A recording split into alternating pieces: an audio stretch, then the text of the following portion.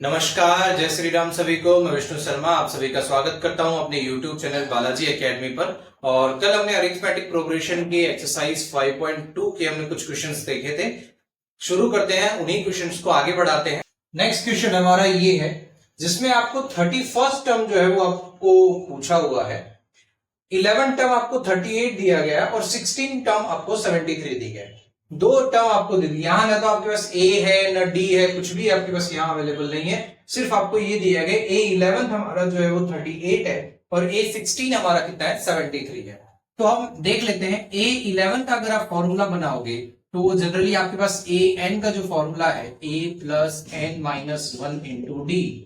तो A11 आपका formula कुछ इस तरीके से बनेगा, a प्लस n क्या हो जाएगा 11, n की जगह पर क्या 11 आए यानी 11 माइनस 1 इंटू डी। तो ये हो जाएगा A11 equal to a plus 10 into d. A11 की वैल्यू क्या थी 38, तो हम यहां पर क्या लिख देते हैं 38। ये आपकी हो गई इक्वेशन नंबर 1।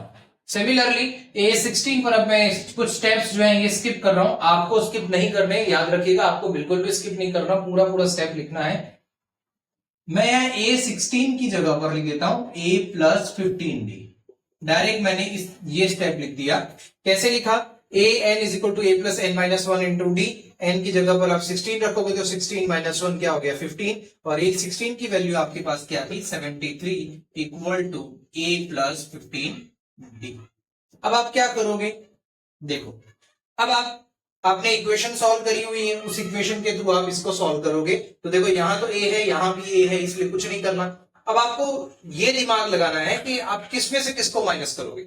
या तो 2 में से 1 को माइनस करोगे, इक्वेशन 2 में से इक्वेशन 1 को माइनस करोगे, या 1 में से 2 को माइनस करोगे। तो आप देखो यहां पर यहां 73 है, यहां 38 है। अगर 1 में से 2 को माइनस करोगे तो ये क्या हो जाएगा माइनस आ जाएगा, आपका आंसर माइनस में आएगा। लेकिन अगर 2 में से 1 को माइनस करोगे तो आपका आंसर प्लस में आ जाएगा। तो आपको सॉल्व करना थोड़ा इजी होगा। वैसे तो आप किसी में भी करो आंसर दोनों ही सेम आने वाले, आंसर में कोई चेंजेस नहीं आएगा, बट आपको सिर्फ और सिर्फ ये ध्यान रखना है।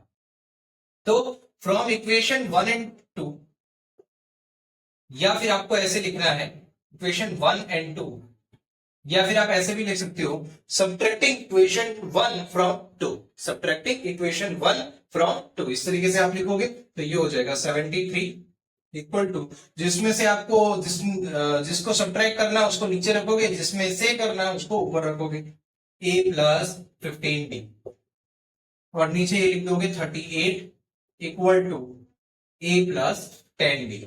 ये कर लिया।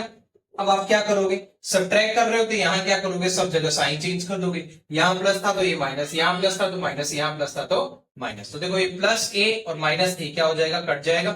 73 में से 38 को माइनस करोगे तो वैसे देखो आप वैसे भी कर सकते हो, ओरली भी कर सकते हो। 38 को आप 40 मान लो, तो 40 अगर 73 में से माइनस करोगे 33, पर यहां हमने 2 कम किया था तो 2 ऐड कर दो, यानी क्या हो जाएगा 35। बाकी आपके पास बेसिक तरीका यही है, इसको आप 13 ले लो, ये आपका 6 हो जाएगा, 13 माइनस 8 यानी 5, और 6 माइनस 3 यानी 3। इस तरीके से भी आप कर सकते हो। और 15 में से 10 गया यानी 5। तो डी की वैल्यू आपके पास क्या आ गई 35/5, यानी डी आपके पास आ गया 7। क्लियर, डी आपके पास आ गया, डी की वैल्यू आ गई। अब इन दोनों में से किसी भी एक इक्वेशन में इस डी की वैल्यू रखोगे तो आपको ए की वैल्यू मिल जाएगी, और ए और डी की वैल्यू मिल जाएगी तो 31 की भी वैल्यू मिल जाएगी। क्लियर, अब देखो किसी भी इक्वेशन में रखो, जिसमें भी आप रखना चाहते हो। मैं इस इक्वेशन में रख रहा हूं तो 38 इक्वल टू हमारे पास a प्लस 10d था, a प्लस 10 इंटू डी। तो 38 equal to a plus 10, d की वैल्यू 7 है तो 7 रखा। 38 equal to a plus 70। Clear, अब ये 70 आपका इधर आ जाएगा तो 38 माइनस 70 इक्वल टू a। तो a आपका क्या हो जाएगा -32। a कितना आ गया -32। तो अब आपके पास a की वैल्यू आ गई, d की वैल्यू आ गई। अब जो भी वैल्यूज आपको फाइंड करनी है आप उनको आराम से फाइंड कर सकते हो। क्लियर, अब देखो a की वैल्यू आ गई। अब A31 की वैल्यू आपको फाइंड करनी थी, कितने, A31 equal to a plus 30 into d. Clear, तो A31 आपकी वैल्यू हो जाएगी, A1 की वैल्यू कितनी है -32 प्लस 30, और डी की वैल्यू कितनी है 7, तो ये हो जाएगा 7 -32 प्लस ये हो जाएगा 210। अब 10 में से 2 गया तो 8, ठीक है, 10 में से 3 गया तो 7, और ये माइनस प्लस 178 आपका क्या हो जाएगा, फाइनल आंसर आ जाएगा। बहुत ही सिंपल सा क्वेश्चन था, बस यहां पर आपको क्या दिया था, यहां पर न तो आपको ए दिया था ना ही आपको डी दिया था। ऐसे क्वेश्चन भी आपको बहुत सारे मिल जाएंगे और एग्जाम के पॉइंट ऑफ व्यू से भी बहुत इंपॉर्टेंट है। एक तो एन वाले क्वेश्चन जो मैंने कल आपको बताए थे, और एक इस तरह के क्वेश्चन जिसमें आपको दो इक्वेशन बनेंगे और उन इक्वेशन को सॉल्व करके आपको आंसर लेकर आना है। ये दोनों ही तरह के क्वेश्चन आपके लिए बहुत इंपॉर्टेंट हो जाते हैं, खास करके एन वाले टर्म से। एसएन वाले जब क्वेश्चन आएंगे तब मैं आपको बताऊंगा उसमें किस तरह के क्वेश्चन इंपॉर्टेंट है, बट इस तरह के क्वेश्चंस में आपके ऐसे क्वेश्चंस बहुत ज्यादा इंपॉर्टेंट हो जाते हैं, जिसमें आपको इस तरह से इक्वेशन बनेगी, दो अलग अलग टर्म्स जो है उनके वैल्यू आपको दे दी गई होगी और तीसरे टर्म की वैल्यू आपको फाइंड करनी होगी। मूव करते हैं नेक्स्ट क्वेश्चन की तरफ। तो नेक्स्ट क्वेश्चन में आपको क्या बोला है कि एक सीरीज है जिसके अंदर 50 टर्म है और उसमें तीसरा टर्म जो है वो 12 है, लास्ट टर्म आपका 106 दिया हुआ है और A29 जो टर्म है वो आपको फाइंड करना है। अब यहां ये नहीं बोला कि A50 आपका 106 है, आपको क्या बोला, टोटल नंबर ऑफ टर्म्स कितनी है, 50 है, उसमें से लास्ट टर्म आपका कितना है, 106। तो 50 टर्म है तो लास्ट नंबर क्या हो जाएगा, A50 हो जाएगा। अब देखो थोड़ा सा इसकी लैंग्वेज को घुमाया गया, बाकी क्वेश्चन तो वही है, सेम वही क्वेश्चन है, दो अलग अलग टर्म आपको दे दी गई है, तीसरा टर्म आपको फाइंड करना है। तो ये दो टर्म की इक्वेशन निकालकर आपको ए और डी फाइंड करना है, और ए और डी मिल जाएगा तो A29 मिल जाएगा। सिंपल सा क्वेश्चन है, क्लियर। तो देखो A3 इज इक्वल टू 12 है, तो उसको मैं इस तरीके से लिख सकता हूं, A3 is equal to A+2D। मैं वापस बार बार ये बात बता रहा हूं, जब भी आपको ये क्वेश्चन सॉल्व करने हैं, आपको ये वाला जो बेस फॉर्मूला है an is equal to A+n-1 into D, ये आपको लिखना है, आपकी प्रैक्टिस के लिए लिखना है। मैं यहां इसलिए नहीं लिखता कि मेरे पास छोटा सा बोर्ड है और इसी बोर्ड में मुझे आपको समझाना है, इसलिए मैं नहीं लिखता, बाकी आपको लिखना है। ये मैं सिर्फ अपने लिए नहीं बोल रहा हूं, क्योंकि मैं आपकी कॉपी चेक नहीं करने वाला, आपके टीचर्स ही आपकी कॉपी चेक करेंगे। लेकिन आप बार बार इसको लिखोगे तो पहला फायदा आपका ये हो जाएगा कि आपको ये रिपीटेशन से याद हो जाएगा, और दूसरा फायदा ये हो जाएगा कि बोर्ड में आपको स्टेप्स के मार्क्स मिलते हैं। अभी आप प्रैक्टिस डायरेक्ट लिखने की करोगे तो एग्जाम में भी आप वैसा ही लिखोगे हड़बड़ाहट में, तो ऐसी गलती ना करो, इसलिए अभी से प्रैक्टिस ऐसी रखो कि आपको पूरा ही स्टेप्स लिखे, जिसकी वजह से आपके बोर्ड में मार्क्स जो है पूरे मिले। ठीक है, A3 is equal to A+2D। अब A3 हमारा कितना है, 12, और A+2 इंटू डी, हमारे पास इसके अलावा कोई वैल्यू है नहीं, A की वैल्यू नहीं है, D की वैल्यू नहीं, तो इसको हम मान लेते हैं इक्वेशन 1। उसी तरीके से A50 की बात हम करें तो ये हो जाएगा A+49 इंटू डी। तो A50 कितना हो जाएगा, 106 A+49 इंटू डी, ये आपका इक्वेशन नंबर 2। अब इक्वेशन 2 में से इक्वेशन 1 को माइनस करें तो आपको क्या मिल जाएगा, A और D मिल जाएगा। तो मैं यही लिख रहा हूं direct, 12 is equal to A+2 into D, ये आपका इक्वेशन 1 था। आपने क्या कर दिया, इसको सब्ट्रैक्ट कर दिया, तो ये माइनस था, ये प्लस था, तो ये माइनस, ये प्लस था तो माइनस, ये प्लस था तो माइनस, ये आपने कट कर दिया। ठीक है, हर बार ये कट हो ही जाएगा क्योंकि यहाँ ए ही आता है। तो 106 में से 12 माइनस करोगे कितना हो जाएगा, 94, तो ये हो जाएगा आपका 94, और ये हो जाएगा 49 में से 2 आपने माइनस किया तो 47D। क्लियर, आपकी वैल्यू क्या है, 47D इज इक्वल टू 94। तो D की वैल्यू हो जाएगी 94 डिवाइडेड बाय 47, यानी क्या आ जाएगा, 2। अब आपको D मिल गया है। अब किसी भी इक्वेशन में, चाहे आप इस इक्वेशन में D की वैल्यू रखो, चाहे इस इक्वेशन में D की वैल्यू रखो, जिसमें भी आप रखोगे आपको आंसर मिल ही जाएगा। ठीक है, तो मैं इसमें रख रहा हूं, या फिर छोटी वाली वैल्यू में रख लेते हैं तो आपको ज्यादा इजी हो जाएगा सॉल्व करना। 12 is equal to A+2 into D, तो 12 is equal to A+2, sorry 2, और ये हो जाएगा 2, तो 12 इज इक्वल टू A+2, 2 ज़ा 4, तो ये 4 इधर आ जाएगा, तो A is equal to 12 minus 4, यानी कितना आ जाएगा, A की वैल्यू आ गई 8। तो आपके पास A है, D है, तो इससे हम A29 आपको जो फाइंड करना है, फाइनल हमारा term A29 is equal to A+28D। तो A की वैल्यू हमारे पास आई 8 प्लस 28 और D की वैल्यू आई 2, तो 8 ये हो जाएगा, 28 दूनी 56, 56 प्लस 8 कितना होता है, 64। तो A29 की जो वैल्यू है वो कितनी हो जाएगी, 64। सेम वैसा ही क्वेश्चन था, खाली यहां पर एक वर्ड आपको दिया था कि लास्ट टर्म और नंबर ऑफ टर्म्स कितनी है, 50। बस उसी से आपको A3 आपको है, आपके पास A50 आपके पास है, आपको A29 फाइंड करना था। तो सबसे पहले इक्वेशन लिखकर उनको सॉल्व करके आपको A और D फाइंड करना था, और उस A और D की हेल्प से आपको A29 फाइंड करना था। सिंपल सा क्वेश्चन था, जैसा पिछला क्वेश्चन था वैसा ही सेम टू सेम ये क्वेश्चन भी है। नेक्स्ट क्वेश्चन की तरफ बढ़ते हैं। इसमें आपको बोला है कि 17 टर्म जो है वो आपके 10th टर्म से 7 ज्यादा है, एक्सीड मतलब ज्यादा, नेक्स्ट क्वेश्चन में आपको क्या बोला है, 17 टर्म जो है वो 10 टर्म से 7 ज्यादा है, एक्सीड है, मतलब 7 ज्यादा है। तो आपको क्या फाइंड करना है, डी फाइंड करना है, कॉमन डिफरेंस डी फाइंड करना है। तो इसके लिए आप क्या करोगे, A17, तो सबसे पहले तो आप इसको इस तरीके से लिख लो, A17 इज इक्वल टू क्या हो जाएगा, A+16D। उसी तरीके से A10 की अगर आप बात करो तो ये हो जाएगा A10 is equal to A+9 × D। Clear. अब इसको सॉल्व करो, A17 की जगह पर आप लिखोगे A+16D और A10 की जगह पर आप लिखोगे A+9D+7। क्लियर। अब देखो ये आपको क्या फाइंड करना है, डी फाइंड करना है, यानी डी को आप एक साइड रखो, बाकी सारी चीजों को दूसरे साइड शिफ्ट कर दो। तो ये 16D मेरे पास यहां पर है, डी में बड़ी वैल्यू किसकी है, ये 16 और ये 9, तो मैं बड़ी वैल्यू के पास इसको लेके जाऊंगा, तो ये हो जाएगा A+16D -9D is equal to A+7। 16 - 9 कितना होता है, 16 - 9 हो जाएगा 7D। अब ये जो A है, ये A इधर आ जाएगा, A+7। देखो प्लस माइनस A है, प्लस और माइनस ए है, तो ये क्या हो जाएगा, कट जाएगा, तो 7D इज इक्वल टू 7। तो D की वैल्यू हो जाएगी 7/7, यानी D की वैल्यू हो गई 1। अब आपको तो D ही पूछा था, अगर आपको ये पूछा होता कि 17 टर्म क्या हो जाएगा, तो आपके पास D है, ठीक है, और उसके बाद A की वैल्यू आपके पास नहीं है, तो आप नहीं फाइंड कर सकते, कोई भी टर्म नहीं फाइंड कर सकते। लेकिन यहां पर आपको सिर्फ D पूछा था, तो आप D इस तरीके से फाइंड कर सकते हो। क्लियर है, तो बस ये पूछा था, सिंपल सा क्वेश्चन था। थोड़ा सा लैंग्वेज वाले क्वेश्चन है, वर्ड प्रॉब्लम वाले क्वेश्चन है, लैंग्वेज इसमें दी गई है, डायरेक्ट आपको उस तरह से वैल्यू जो टेबुलर फॉर्म में आपको वैल्यूज दी गई थी वैसी वैल्यूज यहां नहीं दी गई, लेकिन चीजें सारी आपकी वही है। क्लियर, सब कुछ सेम ही है, कुछ नहीं करना, बस आपको एक बार वैल्यू समझ में आ जाए कि किस तरीके से सॉल्व करना है, तो आपके लिए क्वेश्चन बहुत इजी हो जाएगा।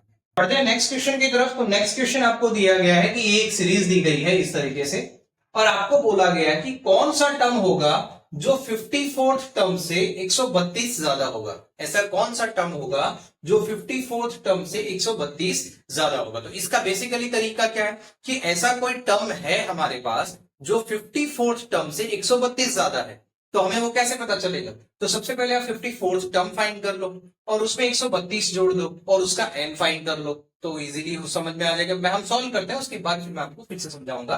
तो देखो सबसे पहले तो a क्या हो गया आपका 3, जो पहला नंबर होता है वही आपका a होता है। दूसरा d हो जाएगा आपका, क्या हो जाएगा, A2 माइनस A1, यानी 15 - 3, यानी आपका d हो गया 12। अब आपको क्या फाइंड करना है, A54। क्या फाइंड करना है, A54। ठीक है, तो A+53 इंटू डी। ए आपके पास कितना है, 3 प्लस 53, और डी की वैल्यू कितनी है, 12। ठीक है, तो ये हो जाएगा 3 प्लस 12 दिया 36 का 6, हासिल लगा 3, 12 पंजे 60 और 63, तो ये हो गया 639। तो A54 आपका क्या आ गया, 639। A54 जो कि हमें यहां दिया था, ये हमें मिल गया। अब हमें क्या बोला है कि ऐसा कोई टर्म है जो A54 की जो वैल्यू आई उससे 132 ज्यादा है, उससे कितना ज्यादा है, 132 ज्यादा है। तो A54 में आप 132 ऐड करते हो तो कितना आता है, देखो 9 + 2 11, 1 कैरी, 3 + 3 6, 6 + 1 7 और 6 1 7। मतलब हमारा कोई एक टर्म है 771, कोई एक टर्म है 771। अब वो टर्म कौन से नंबर का है वो आपको फाइंड करना है। क्लियर, तो मतलब इसका मीनिंग हो जाएगा an is equal to a + n-1 into D. अब an की वैल्यू तो कितनी है हमारे पास, 771। a की वैल्यू हमारे पास ऑलरेडी है 3 प्लस n-1, और d की वैल्यू कितनी है, 12। ये हमारे पास है। ये सेम टू सेम वैसा क्वेश्चन हो गया जिस तरह के क्वेश्चन हमने कल सॉल्व किए थे। बस फर्क क्या था, कल आपको यही क्वेश्चन इतना सा ही दिया गया था, अब आपको थोड़ा सा वैल्यूज के फॉर्म में, वर्ड प्रॉब्लम के फॉर्म में क्वेश्चन दिया गया, जिसमें क्वेश्चन को थोड़ा सा घुमा के आपको पूछा गया है। आपको बोला गया था कि ये आपकी एक सीरीज है, इस सीरीज में कोई एक नंबर है ऐसा जो 54th टर्म से 132 ज्यादा है, तो वो टर्म आपका कौन सा है। तो सबसे पहले हमने क्या किया, 54 टर्म फाइंड किया, उसके बाद उसमें 130 जो भी वैल्यू आई उसमें 132 हमने ऐड कर दिया, तो हमें क्या मिल गया, an की वैल्यू मिल गई। अब उस an की वैल्यू से a और ये इक्वेशन सॉल्व करके हम n की वैल्यू लेकर आएंगे। तो देखो कैसे सॉल्व करते हैं, इसको इस तरीके से यहां ले आओगे, 771 - 3, यानी आपका हो गया n-1 इंटू 12। क्लियर, 771 में से 3 जाएगा तो कितना हो जाएगा, 768 हो जाएगा। क्लियर, और n-1 इंटू 12। अब ये 12 आपका जो है यहां आ जाएगा नीचे, तो ये हो जाएगा 12 इज इक्वल टू n-1। 12 छक 72 होता है, तो 2 और 4 12 छक 48, n-1। अब ये 1 इधर आ जाएगा तो n इज इक्वल टू क्या हो जाएगा 24 प्लस 1, तो n is equal to 25। Clear है? आपका जो नंबर टर्म हो जाएगा वो क्या हो जाएगा 25। सिंपल सा क्वेश्चन था, थोड़ा सा आपको बस जो क्वेश्चन आपका जो उसकी लैंग्वेज है वो आपको समझ में आनी चाहिए। बाकी क्वेश्चन आपका कोई बहुत ज्यादा टफ ऐसा नहीं था, इजी और नॉर्मल सा क्वेश्चन है।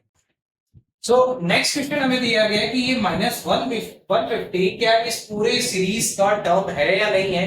तो उसको चेक करने के लिए हम क्या करेंगे, इसको मान लेते हैं कि ये इस पूरी सीरीज का एक पार्ट है या फिर ये कोई टर्म है। तो इसको हम ऐसा मान लेते हैं। अगर नहीं होगा तो आपकी वैल्यूज पॉइंट में आएंगी। अगर एग्जैक्ट वैल्यूज आती है एन की तो ये क्या हो जाएगा, इसका पार्ट हो जाएगा। क्लियर है? कैसे हम इसको बाद में समझेंगे। देखो ए आपका क्या हो जाएगा 11, डी आपका क्या हो जाएगा 8 माइनस 11 यानी -3, और ए एन आपको जो भी यहां पर दिया गया है, जो हम एज्यूम कर रहे हैं, क्या कर रहे हैं एज्यूम कर रहे हैं। हम एग्जैक्टली नहीं बोल रहे हैं कि इसका पार्ट है ही, हम सिर्फ एज्यूम कर रहे हैं।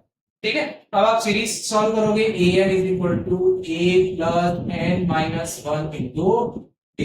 ठीक है, तो ए एन आपका क्या हो जाएगा -150, ए आपका क्या है 11 plus n minus 1 into D, ये आपका कितना हो जाएगा -3। ठीक, तो -150 और ये इधर आ जाएगा तो क्या हो जाएगा -150 -11 प्लस था तो माइनस में आ गया n-1 इंटू डी यानी -3। -150 -11 यानी माइनस माइनस प्लस 150 प्लस 11 कितना हो जाएगा 160 और ये हो जाएगा -n-1 इंटू -3। ठीक है, अब ये -3 है यहां आ जाएगा। क्लियर? तो ये मल्टीप्लाई में है तो डिवाइड आ जाएगा। जब ये मल्टीप्लाई में से डिवाइड में आ रहा है तो याद रखिएगा इसका साइन चेंज नहीं होगा। ठीक है, मल्टीप्लाई में से सिर्फ डिवाइड में ही आएगा, माइनस में है तो माइनस में ही रहेगा, प्लस में नहीं होगा। ठीक है, -161/3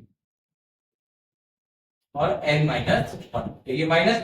अब ये देखो माइनस माइनस क्या हो जाएंगे प्लस हो जाएंगे, तो 161/3 के टेबल में आएगा ही नहीं। अगर आप इसको पॉइंट में भी ले जाना चाहते हो तो ये देखो किस तरीके से आ जाएगा, 3 5 15, 1 1 बचेगा तो 3 3 9, फिर 2 बचेगा। ठीक है, 53.66 इस तरीके से चलता चला जाएगा। n-1, ये 1 आप इधर ले आओगे तो ये हो जाएगा +1 यानी 54.66। लेकिन कोई भी टर्म आपकी कभी भी पॉइंट में नहीं आ सकती। n की वैल्यू कभी भी पॉइंट में नहीं आ सकती, क्योंकि कोई टर्म होगा वो तो या तो 1 होगा या 2 होगा या 3 होगा या 4 होगा, 4.5 तो नहीं होगा ना। जैसे मान लो कि आप प्रेयर में खड़े हो, मैंने आपको कहा कि आप देखें कि आपकी लाइन में कितने बच्चे खड़े हैं, तो आपकी लाइन में जो नेचुरल नंबर है उसी के बच्चे खड़े होंगे।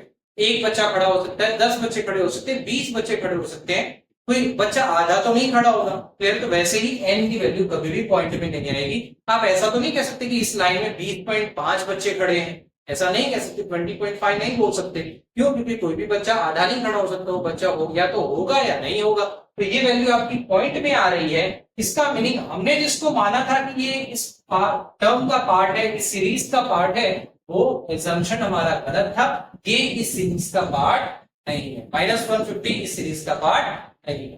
तो इसी के साथ आज की क्लास समाप्त करते हैं। जय श्री राम।